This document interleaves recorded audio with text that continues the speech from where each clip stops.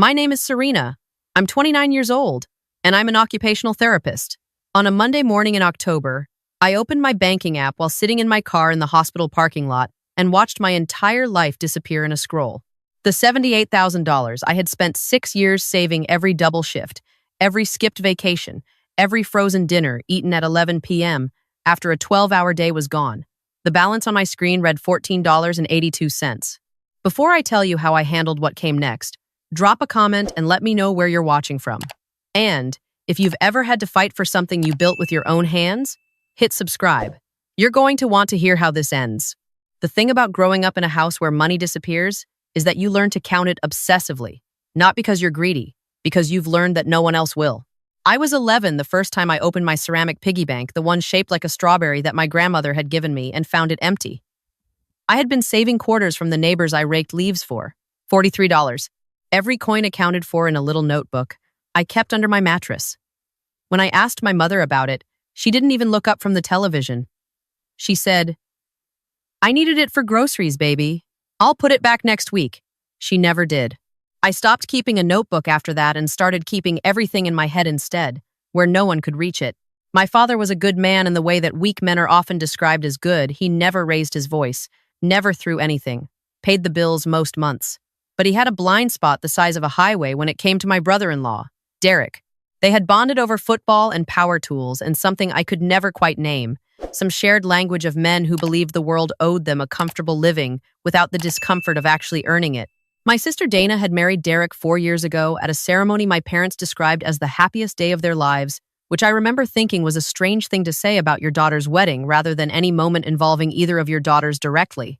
Derek was in commercial real estate lending.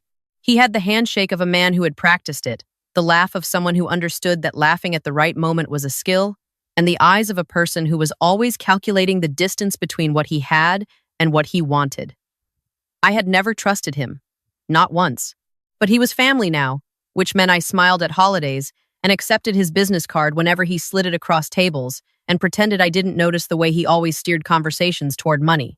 For 2 years, Derek had been pushing me to invest in what he called a ground floor opportunity, a mixed-use development project in a suburb outside of Nashville where he claimed the returns would be extraordinary.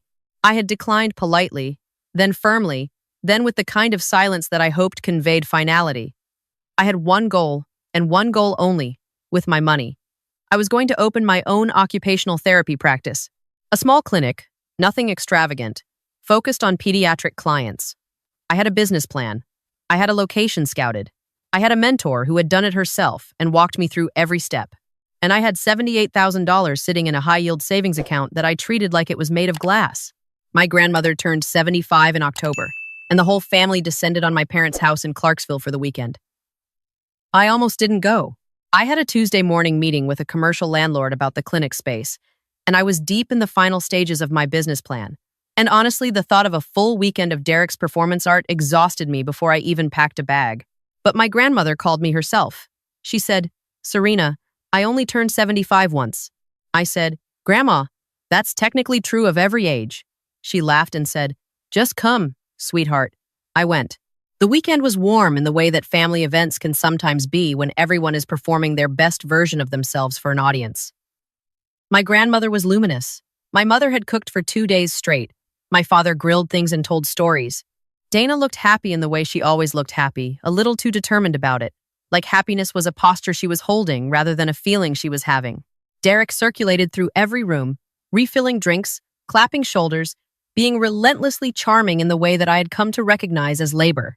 On Saturday afternoon, Derek found me on the back porch. He had a folder in his hand, which I noticed immediately because who brings a folder to a birthday party? He sat down next to me and opened it on the patio table with the casual confidence of someone who had rehearsed the gesture. He said he'd been thinking about me, about the clinic, about how close I was to making it happen. He said he had a way to help, not the development project he had let that go, he said, and I almost believed him. This was something different, he said. A bridge financing option through his firm. I could keep my savings, use the bridge to secure the lease, and pay it back once I had my first 6 months of revenue. He slid a document across the table toward me. I looked at it. It was a multi-page document with his firm's letterhead. I looked at him. I said, "Derek, I appreciate this, but I'm not signing anything at a birthday party on a Saturday afternoon. He smiled and said, Of course, of course. This is just the overview packet. The one page on top is just an acknowledgement that I gave you the materials. Standard receipt for my records. He pointed to a highlighted line at the bottom of the top page. Just says you received the documents, he said. Nothing binding. I should have said no. I have run that moment through my mind so many times since then that it has worn grooves in my thinking. I should have stood up and walked back inside. But my grandmother was laughing through the screen door, and my sister was calling my name from the kitchen, and Derek was smiling his practiced smile, and the line he was pointing to did appear to be exactly what he said it was. A simple acknowledgement. 4 lines of text. I signed it. I went back inside. I drove home Sunday evening, hugged my grandmother twice, and spent Monday morning preparing for my landlord meeting. I was sitting in my car at 7:43 a.m. When I opened my banking app to confirm the transfer I had set up to cover my good faith deposit, the balance stopped me cold. I stared at it. I closed the app. I opened it again. 10,000 yuan, 82,000. I scrolled to the transaction history with fingers that had gone completely numb. There was a single wire transfer. Saturday night at 11:17 p.m. The full amount. $78,000. Authorized with a signed document on file. My first call was not to the bank. My first call was to my financial advisor, a woman named Lorraine who had helped me build the savings plan and who I trusted completely. I told her what I was looking at. She told me to stay on the line, and I could hear her typing. She said, Serena, there is a wire authorization on file with your bank. It has your signature on it. It was submitted electronically Saturday evening by a third-party lending firm. She gave me the name of the firm. It was Derek's company. I sat in that parking lot for 4 minutes, not crying, not shaking, just sitting very still with the specific kind of quiet that fills you when something you already half knew finally announces itself as true. Then I called into work, told them I had a family emergency, and drove to a diner 2 miles from the hospital.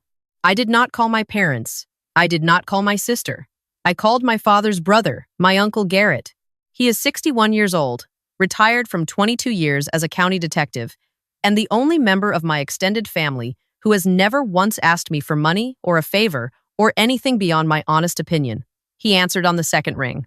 I told him everything in 8 minutes without crying, which I was privately proud of. He was quiet for a moment, and then he said, Do not contact Derek. Do not contact your parents. Write down everything you remember about Saturday, every word, the folder, the document, where you were sitting, what time it was. Then send me a copy of the transaction record. Give me 2 hours. He called back in 90 minutes. He had spoken to a colleague who handled financial crimes, a woman named Petra, who had left the department to practice civil and criminal fraud law. He said, Petra wants to talk to you today. She thinks what you're describing is wire fraud and forgery. She says what you signed on Saturday was not an acknowledgement of receipt. He paused. It was a limited power of attorney authorizing a single transaction. The document had been designed to look like something harmless. The acknowledgement line Derek had pointed to was real. It was at the top. But buried on page 3, which I had not read because Derek had directed my eyes specifically to page 1, was a power of attorney clause. It authorized Derek's firm to execute a one-time wire transfer on my behalf for, quote, purposes of investment facilitation. My signature on page 1 applied to the entire document under the firm's internal submission process. It was not a mistake or an ambiguity. It was engineered.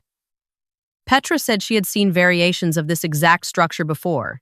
It was, she said, in her professional opinion, textbook fraud. I want to tell you that I felt rage in that moment. And somewhere underneath the ice that had formed across my chest, I think I did. But what I felt more than rage was something sharper and colder and more useful. I felt clarity. Derek had spent 2 years being told no. He had been patient and strategic, and he had waited for the right moment, a family event where I was relaxed and distracted and surrounded by people I was trying to keep peace with, and he had done it anyway. He had looked at 6 years of my labor and decided that his need was greater than my work, and in doing that, he had made a mistake that I intended to use completely. I spent that afternoon with Petra and my Uncle Garrett at her office downtown. We went through every piece of documentation I had. My savings records, the transaction report, my handwritten notes from Saturday, and photos I had taken of the patio that weekend, with timestamps that placed me in Derek's company. Petra said, The power of attorney clause is the key. It required a notarized signature to be legally valid for this type of transaction. Your signature was not notarized. His firm submitted it anyway. That is forgery and it is wire fraud. She looked at me over the table. She said, I want you to understand something. This is not a family argument. This is a crime. My parents called twice that afternoon. I did not answer. My mother texted, Everything okay? You seem quiet. I put my phone face down on Petra's desk. The part I had not yet dealt with, the part I was still carrying in a locked compartment somewhere in the back of my chest, was my sister. Dana did not know. I was almost certain of it, and the almost was the part that hurt. I went to see her the following morning, alone, without Petra or my uncle. I owed her that much the chance to be told by me, not by legal documents. She opened the door in her work clothes, coffee in hand, surprised to see me on a Tuesday. I sat down at her kitchen table and I told her everything. The whole thing. The folder, the document, the wire transfer, Petra's assessment. I watched her face as I talked, and I watched it do something I had not expected, which was to go very still in a way that told me this was not complete news to her. She set her coffee down. She said, He told me it was a short-term float. He said you had agreed to let him use the funds as collateral for a deal closing that week and that you'd have it back in 30 days. Her voice was careful, measured, like she was navigating something she had learned to navigate carefully. I told her I had agreed to nothing. She closed her eyes. She said, Serena, he told me you two had worked it out at the party. There was a long silence. I said, Did you ask me? She opened her eyes. She said, No, I didn't. And I watched her understand in real time what that meant, not just about Derek, but about the way she had learned to stop asking certain questions. Dana called in sick to work that morning. She sat at her kitchen table for 6 hours and went through 2 years of their joint financial records, the way only someone who has spent 2 years half knowing and not looking finally looks. What she found did not surprise me, but it gutted her. Derek had borrowed $22,000 from her parents, her in-laws, my parents, telling them it was a co-investment in the development project. He had told each individual family member a different version of the same story. My $78,000 was not the first fund he had accessed illegally. It was the largest, and it was the one that couldn't be smoothed over because it had left a paper trail clean enough to prosecute. My parents did not know about the forgery. That part, at least, was true. But they had known about the money. My father had been promised a return on the $22,000. He had believed Derek's story that I had agreed. He had not called to ask me, because asking would have forced him to acknowledge that he had known something was happening and had let it happen. That was the version of events that broke something in me quietly and permanently, not the anger, but the smallness of it. He had known enough to profit and not enough to stop it. Petra filed the police report on Wednesday. The forgery claim was strong. The wire transfer records showed the submission from Derek's firm's IP address with a document that lacked the required notarization. His firm's own internal processing notes, obtained as part of the fraud investigation, showed that his assistant had flagged the missing notarization, and Derek had overridden it manually. There was a timestamp. There was an email. There was Derek's name at the top of it. The money had not all been spent. Derek had used a portion to plug a gap in the development project's financing.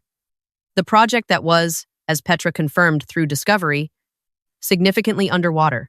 About $51,000 remained traceable in a business account. The court issued a freeze order within 48 hours of the filing. We did not give Derek a courtesy call. We did not send a family text that said we need to talk. I had learned from watching years of family drama that warning people who have already decided to harm you gives them time to prepare their performance. Instead, Petra and my uncle and a county fraud investigator arrived at Derek's office at 9:15 on a Thursday morning with a warrant to seize business records and a second warrant for his personal financial accounts. I stayed home. I did not want to watch. I wanted it done correctly, more than I wanted to see it. Dana was the one who told me what happened when they arrived, because she was there. Not to protect him. She had driven herself there, parked down the block, and watched through the glass lobby as the investigator handed Derek the warrant. She said his face did the thing she had always noticed it do. When a deal went wrong, it rearranged itself very quickly, like a magician's hands, trying to find the angle. But there was no angle. The records were already printed. The emails were already preserved. His assistant, she later learned, had cooperated immediately. My parents called me that afternoon for the first time since I had stopped answering. My father's voice was different on the phone, smaller, like something that had been holding it up had been removed. He said, "Serena, I didn't know what he did. I promise you." I said, Dad, you knew something was happening and you didn't call to ask me. He didn't say anything for a moment. Then he said, I thought it was between you and him. I thought you'd worked it out. I said, no, Dad.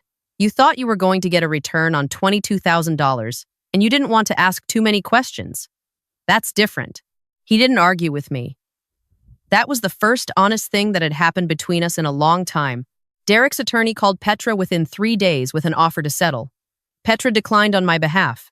I had not gone this far to accept a private arrangement that would require silence and protect his professional reputation. The criminal forgery charge carried real consequences, and I was not interested in negotiating them away. His attorney came back twice more. The answer was the same, each time. The case did not go to trial. Faced with his own firm's documentation, his own emails, and an assistant who was fully cooperating, Derek pleaded guilty to 1 count of wire fraud and 1 count of document forgery. The sentencing was 14 months in a federal facility, 3 years of supervised release, and full restitution. The restitution order was immediate. The frozen $51,000 was returned directly, and the remaining balance was to be paid from the forced liquidation of his business assets, which included his equity stake in the development project that had lost him the money in the first place. My parents' situation was handled separately and civilly. They had benefited indirectly from money they had reason to question and had chosen not to. Petra made clear that we were not pursuing criminal charges against them, but we were seeking the return of the $22,000 that had been represented to them as a co-investment using my funds. My father paid it back over 4 months. He did not ask for sympathy about it. I respected that. Dana filed for divorce 6 weeks after the sentencing. I was not surprised, but I was proud of her in a way I hadn't expected to feel. She moved into a studio apartment near her office. She called me on a Sunday in December and we talked for 2 hours. The first real conversation we had had in years. She said, I kept thinking, if I asked fewer questions, everything would stay intact. I told her I knew the feeling. She said, how did you learn to stop doing that? I said, I lost $43 when I was 11, and I never fully recovered. And eventually I stopped being ashamed of how carefully I paid attention. It is 8 months later now. I am sitting in a room with pale yellow walls and a window that looks out onto a small parking lot with a maple tree at the corner that is just starting to turn.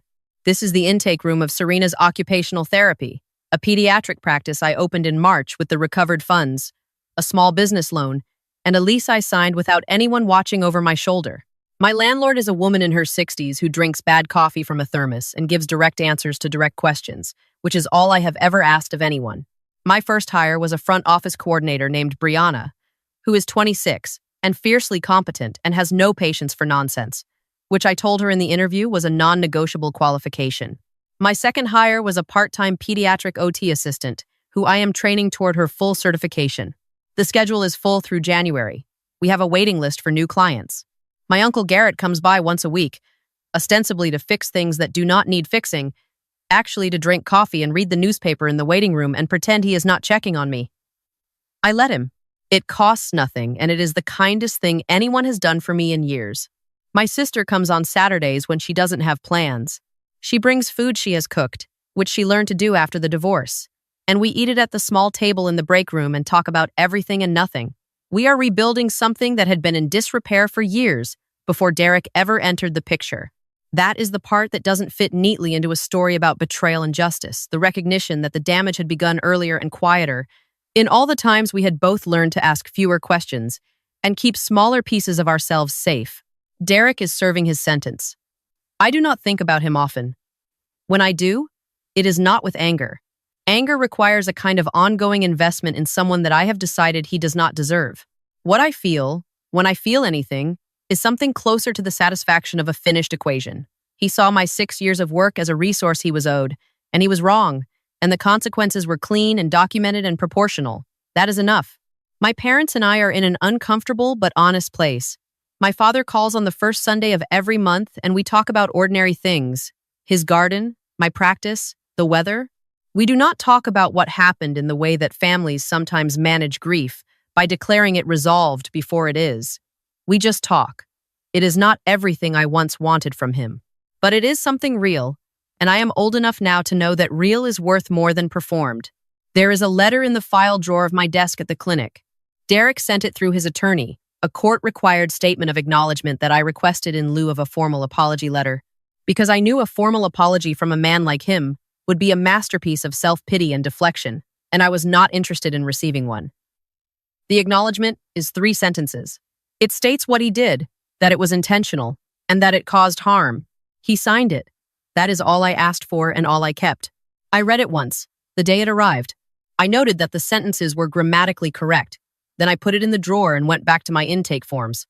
What I want to tell you, and I mean this in the plainest possible terms, not as inspiration, not as a lesson tied up with a ribbon, is that the most dangerous thing anyone ever convinced me of was that protecting myself was the same as being cold. That counting my money carefully was greed.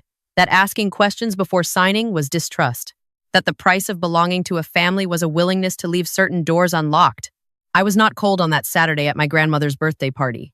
I was trusting, and someone looked at my trust and saw a transaction to complete. I am not cold now either. I am precise. There is a difference, and learning it cost me 6 years' worth of double shifts and the bottom of a strawberry piggy bank and a lot of frozen dinners eaten alone. But I know it now in a way that no one can take back. My work is mine. My savings are mine. My future belongs to me and to the kids. I will help walk and reach and button their own shirts in the room with the yellow walls and the maple tree outside. You are allowed to protect what you have built. You are allowed to say no and mean it and not explain yourself. You are allowed to sign nothing at birthday parties and to read every page of every document and to call your uncle before you call your parents. Blood does not override consent. Family does not override law. And the people who tell you otherwise are usually the ones who benefit from your confusion. Have you ever had someone you trusted try to use your success against you? Tell me in the comments. Hit the like button if this story hit somewhere real. Subscribe to Karma's Spiral for more stories about what happens when people mistake your kindness for access. And remember, protecting what you built is not a betrayal. It is the whole point.